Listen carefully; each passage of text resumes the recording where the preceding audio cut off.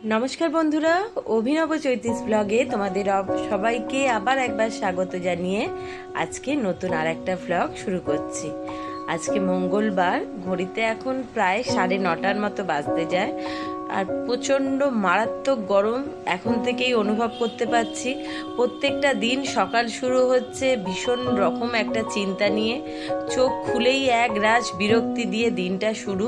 কিচ্ছু ভাল লাগছে না, মনে হচ্ছে খালি জল খেয়ে আর বিছানায় চুপচাপ পড়ে থাকি। এখানে আজকে তোমাদের দাদাকে দিয়ে আনিয়েছি একটা ধোকার প্যাকেট। জীবনে কোনোদিনও এইরকম কেনার ধোকা মানে প্যাকেট কিনে এনে রান্না করি না। আজকে আনিয়েছি, জানি না কেমন হবে। এটা ওবেলা করা হবে রান্না। আর রিককে অল্প করে ছোট্ট একটা ম্যাগি করে দিয়েছিলাম, ও ওটাই জলখাবারে খেয়ে পড়তে বসেছে। আর আমাদের দুজনের, তোমাদের দাদাও বললো সকালবেলা চা বিস্কুট খেয়েছি, আমার কিচ্ছু ভালো লাগছে না খেতে, পরে যদি হয় ছাতুর শরবত খাবো। তো আমি আর ও দুজনেই অল্প করে একটু ছাতুর শরবত করে এক গ্লাস খেয়েছিলাম। তারপরে বেলায় বাজার দোকান সেরে নিয়েছে তোমাদের দাদা, ঘরে গিয়ে একটুখানি পাখা চালিয়ে শুয়ে পড়েছে। সত্যি কথা বলতে ওর জন্য ভীষণ রকম মায়া হয় আর চিন্তাও হয় একদম। ছেলেটার তাও এই সময় স্কুলটা ছুটি, বাড়িতে রয়েছে, সে এক ভালো, কিন্তু তাকে তো বেচারা রোজ বেরোতেই হয়। আর এই মানে টানা রোদ্দুরটাতে রোজ অফিস করে করে তার শরীরটাও দেখছি বেশ ক্লান্ত হয়ে পড়েছে, একটু চোখ মুখও শুকিয়ে গেছে, শরীরে দিচ্ছে না। তো একটু দই ঘরে ছিল 300-350 মতো, ওটা একটু লবণ দিয়ে চিনি দিয়ে রেখেছি, পরে শরবত করে তিনজনে খাবো। আর আজকেও একদম সাদামাটা রান্না, মাছ এনেছে, মাছ দিয়ে আলু দিয়ে একটা পাতলা ঝোল তরকারি হবে, ভাত হয়ে গেছে। আর এখানে বসিয়ে দিয়েছি করলাটাকে অল্প লবণ মাখিয়ে রেখেছিলাম, তাহলে নরম হয়ে যায়, তাড়াতাড়ি রান্না করতেও সুবিধা হয়। ওর মধ্যে একটু হলুদ, একটু কাঁচা লঙ্কা আর একটা পেঁয়াজ একটু পাতলা পাতলা করে ঝিরিঝিরি করে কেটে দিয়ে দিয়েছি। এটা একটু বেশ ভাজা ভাজা করে খেতে কিন্তু ভালো লাগে, মুখটা ছাড়ে আর কি। দিয়ে করলা পেঁয়াজ ভেজে তুলে রেখেছি। আর এখানে বসিয়ে দিয়েছি মাছটা। আজকে মাছ এনেছিল, মানে আমি বলেছিলাম যে একদম গুনে তিনজনের 3 পিস নেবে, কারণ মাছ রেখেও খেতে ইচ্ছা হচ্ছে না আর খেতে এমনিও ইচ্ছা করছে না। তো দাদা বললো যে ওরমভাবে আমি বলতে যেতে পারবো না, তুমি বরং বাজারের থলিটা হাতে নিয়ে বেরিয়ে যাবে, দিয়ে দোকানে গিয়ে বলবে 3 পিস মাছ কেটে ওজন করুন। তো কি আর বলা যাবে, ওই যে 450 না 500 মতো মাছ নিয়েছে, ওই 6 পিস মতো হয়েছে। তো মাছটা ভাজা বসিয়ে দিয়েছি। আর এখানে মাছের তরকারি করব বলে অল্প করে 3-4 কোয়া একটু রসুন থেতো করে রেখেছি, আর একটা বড় সাইজের পেঁয়াজ পাতলা করে কেটে রেখেছি। এখানে করলা পেঁয়াজটাও হয়ে গেছে, দিয়ে ওইটাকে মানে করলা পেঁয়াজ নাবিয়ে রেখেছি। এবার আলুটাকে বসাবো, আলুটাকে ভেজে নিয়ে রান্না শুরু করব। মাছটা ভাজা হয়ে গিয়ে যেতেই নাবিয়ে নিয়ে আলুটা দিয়ে, মানে প্রথমে সর্ষের তেলে রসুনটা ফোড়নে দিয়েছিলাম, রসুনটা একটু কাঁচা গন্ধটা যেতে আলু দিয়ে দিয়েছি। আলু দিয়ে দিয়ে রসুনটাকে একটু ভাজা ভাজা হতেই পেঁয়াজটা দিয়ে দিয়েছি। দিয়ে মানে কোনো রকমে যত তাড়াতাড়ি শর্টে রান্না করা যায়, কিন্তু হবে রান্নাটা একটু হালকা পাতলা, কারণ একটু পাতলা ঝোল রান্না করব, সেই জন্যেই পেঁয়াজটা দিয়েছি, একটু স্বাদ হবে বলে। পেঁয়াজ দিয়ে আলু দিয়ে একটু লাল লাল করে ভেজে নিতে একটা মাঝারি সাইজের টমেটো পাতলা পাতলা করে কেটে দিয়ে দিয়েছি। তাতে লবণ, হলুদ, লঙ্কার গুঁড়ো আর একটু দিয়েছি সামান্য পরিমাণে জিরে গুঁড়ো আর একটু আদা বাটা, সব দিয়ে ভালোভাবে ওটাকে কষে ভেজে জল ঢেলে দিয়েছি, ফুটছে। আর এখানে একটুখানি সর্ষে গুঁড়ো পাউডার দোকানের কেনা, সামান্য 1 চিমটে লবণ দিয়ে ভিজিয়ে রেখেছি। মাছগুলোও দিয়ে দিয়েছি, আলুও মোটামুটি সেদ্ধ হয়ে এসছে। আর একটু ফুটে গেলে ওই সর্ষে ভেজানোটা দিয়ে ভালোভাবে ঢাকা দিয়ে মিনিট 5 মতো ফুটিয়ে নিয়েই নামিয়ে নেবো। আর ভাতটা 1 ফুট হয়ে নামিয়ে রেখেছিলাম, আবার আর 1 ফুটের জন্য বসিয়েছি, ওটা হয়ে গেলেই ফ্যান ঝেড়ে নেবো। আর এখানে মাছের তরকারিও রেডি। আর বেশিক্ষণ পারছি না থাকতে, খিদেও পেয়ে গেছে, কারণ সকালবেলা আজকে জলখাবার তাড়াতাড়ি খাওয়া হয়েছিল, এবার খাওয়া দাওয়া করবো। বিকেলবেলা খাওয়া দাওয়া সেরে নিয়ে একটুখানি ঘরের মধ্যে বসে মনে করছিলাম যে ফোনের যে এডিটিংয়ের কাজ করে রাখবো, তো ওই জন্য দুপুরটা সেই রকমভাবেই কেটেছে। দিয়ে বিকেলবেলা গতকালকের ভ্লগেই বলেছিলাম যে বেলুড় মঠে মহারাজ ডেকেছে, একবার দেখা করতে যাওয়ার কথা ছিল। তো যেহেতু গতকাল শরীরটা বললামই ঘাড়ে একটা খিঁচ ব্যথা লেগেছিল, ভীষণ রকম কষ্ট হচ্ছিল, তাই জন্য আর গতকাল যাওয়া হয়নি। আজকে বিকেলবেলা তখন প্রায় ঘড়িতে 6:15 মতো বাজে। ছেলে আর আমি দুজনে স্নান সেরে ঘরে সন্ধে পুজো দিয়ে সব বন্ধ করে, কারণ দাদা এখনো অফিস থেকে ফেরেনি, তার ফিরতে বেশ খানিকটা লেট আছে, ফোন করেছিলাম, তাই আমরা দুজনে বেরিয়ে পড়েছি, যাচ্ছি এখন বেলুড় মঠ।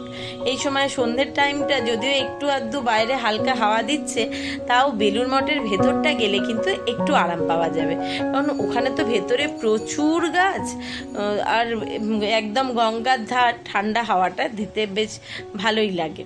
এসে পৌঁছে গেছি বেলুড় মঠে। চলো, রাস্তাঘাট দেখো এরই মধ্যে কিন্তু বেশ ফাঁকা হয়ে গেছে। আর এই দিকটা সাধারণত খুব একটা ভিড় থাকে না, মঠের সামনে বা মঠের ভেতরে কিছু মানুষ থাকলে এই রাস্তাটা মোটামুটি বরাবরই দেখি সকালবেলা রাত্রিবেলার টাইমটা ছেড়ে এমনি ভিড় কমই থাকে। এই যে মঠের সামনে এসে পৌঁছে গেছি, আর এখন কিছু মানুষ মঠ ঘুরে দেখে বেরোচ্ছেন, তাই সামনে কিছু মানুষের ভিড়, আনাগোনা, কিছু গাড়ি, আর অল্প দু একটা যা দোকানপাট থাকে সেই রকম। চলো এবার ভেতরে যাওয়া যাক।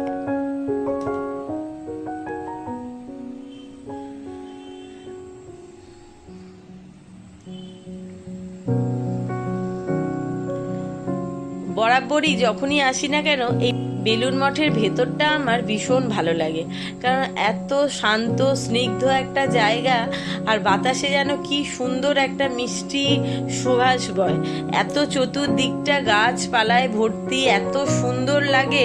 আর সবচেয়ে যেটা মানে প্রত্যেকটা কোণ একদম ঝকঝক তকতক করছে পরিষ্কার, এত প্রচুর গাছ, কিন্তু দেখো কোথাও একটা পাতা অবধি পড়ে নেই, সব দিকটা একদম সুন্দর, পরিষ্কার পরিচ্ছন্ন, ঠান্ডা, নিস্তব্ধ, খুব দারুণ সুন্দর লাগে জায়গাটাই। সন্ধ্যের সময় যেন আরো বেশি করে মায়াবী হয়ে যায়। তো এই দেখো দূরে যে লাইনটা দেখছো, ওখানেই গিয়ে প্রথমে দাঁড়িয়েছিলাম, গিয়ে দেখা করে এলাম স্বামী গৌতমানন্দ মহারাজের সঙ্গে। ওনার দর্শন করে, ওনাকে প্রণাম সেরে একটুখানি বেলুড় মঠের ভেতর ঢুকবো, রামকৃষ্ণ দেবের মন্দিরে, ওখানে একটু প্রণাম সারবো। আর চতুর্দিকে দেখো এত প্রচণ্ড গরমে চতুর্দিকটা তো সারা দিন রোদ্দুরে একদম তপ্ত হয়ে থাকে। বিকেলবেলা দেখলাম যারা থাকেন ভেতরে কাজকর্ম করবার জন্য, তারা একদম মোটা জলের পাইপ দিয়ে যত গাছপালা, ঘাস, মাঠগুলোতে একদম জল দিয়ে পুরোটা ভিজিয়ে দিচ্ছে, আর মাটির একটা এমন সোদা গন্ধ আসছে যে কি বলবো। আজকে বেলুড় মঠে আসা অবশ্য একটা বিশেষ কারণে, গত 2-4 দিন ধরেই তোমরা শুনতে পাচ্ছ আমি ভ্লগে বলছি। এই দেখো দারুণ সুন্দর একটা ফিঙে পাখি দেখতে পেলাম, এখানে বসে রয়েছে। তার চেয়েও বড় কথা যেটা দেখাবার জন্য ভিডিওটা করলাম, সেটা হচ্ছে বললাম না এক্ষুনি চতুর্দিকটা পাইপ দিয়ে জল দিয়ে ভিজিয়ে দিচ্ছে, আর এর মধ্যে ওই ফিঙে পাখিটাকে দেখছি একবার করে ঘাসের ওপর বসছে, আর টুক করে একবার ডুব দিয়ে জল থেকে উঠে স্নান করে এসে এই উঁচু তারটায় বসছে। বেশ ভালো লাগছিল দেখতে। আর দেখো এখন মোটামুটি দর্শন সব শেষ, মায়ের মন্দির ওখানে গেলাম, ওখানেও একবার দর্শন করে এলাম, যেহেতু ভিডিও করতে দিল না তাই করতে পারলাম না। আর এইবার আমরা বেরিয়ে যাচ্ছি বাড়ির দিকে। আর প্রত্যেকটা মানুষকেই এখন আস্তে আস্তে মঠের ভেতর থেকে বাইরে বার করে দেবে, কারণ হচ্ছে 8:30টার মধ্যে গেট বন্ধ হয়। আর এইখানে এইবার এসে দেখছি এই গেটটা আবার মনে হচ্ছে নতুন তৈরি হয়েছে, যদিও বেশ অনেকদিন পরে এলাম, আর এর আগে যখন এসেছিলাম তখন এই গেটটা তৈরি করা হয়নি, তাই দেখতে পাইনি। আর গাছগুলো দেখো পুরো একদম আমে কিন্তু ভর্তি হয়ে গেছে, মানে ছোট থেকে বড় আমের গাছগুলো, পাতা দেখা যাচ্ছে না, এত থোকা থোকা আম ঝুলছে। রাস্তাঘাট পুরো ফাঁকা হয়ে গেছে, চলো এবার বাড়ি ফেরা যাক। যেটা বলছিলাম, বেলুড় মঠে গেছিলাম একটা বিশেষ কারণে। সেটা কি কারণে সেটা অবশ্যই তোমাদেরকে এর পরের ভ্লগে জানতে পারবে, অবশ্যই তোমাদের সঙ্গে শেয়ার করব। তার আগে বাড়ি ফিরে আসবার পথে গেছিলাম একটু হরগঞ্জ বাজারে, আর সেখানে গিয়েই বেশ লেট হয়েছে। আসলে প্রচণ্ড গরমে আমাদের যেমন কষ্ট হচ্ছে, আমার গোপালেরও তো সেরকম কষ্ট হচ্ছে। তাই গোপালের জন্য দু একটা নতুন জামা কিনে আনতে গেছিলাম, হাত কাটা, যেন পরে সুতির গরমে আরাম পায়। তো তার জন্য বেশ খানিকটা লেট হয়ে গেছে, আর বাড়ি ফিরতে ফিরতে প্রায় 9:30 পৌনে 10টা হয়ে গেছিল। তো যেহেতু বলেছিলাম রাত্রিবেলা ধোকাটা রান্না করব, সেটা রান্না করবার মনে হচ্ছে আর সময় হবে না, কারণ ওটা একটু সময় সাপেক্ষ ব্যাপার। তো খিদেও পেয়ে গেছে প্রত্যেকের, কারণ দুপুরবেলা তখন প্রায় 1:10-15 মধ্যে খাওয়া হয়ে গেছে, আর ঘড়িতে বললামই 9:30 পৌনে 10টা বাজতে যায়। ছেলেও বলছিল অনেক দিন ধরে মা একটু হোয়াইট সস পাস্তা খাবো। তো ফেরার পথে এই সমস্ত গাজর সবজিগুলো কিনে এনেছিলাম, যেগুলো কেটে রেডি করে নিয়েছি। আর পাস্তাটাকেও জলে যেমন পরিমাণ মতো লবণ, সামান্য একটু তেল দিয়ে সেদ্ধ করে জল ঝরিয়ে রেখেছি। আর আমাকে ঠেলে ধাক্কা মেরে সরিয়ে দিয়ে রিকবাবু ঢুকে পড়লো রান্নাঘরে।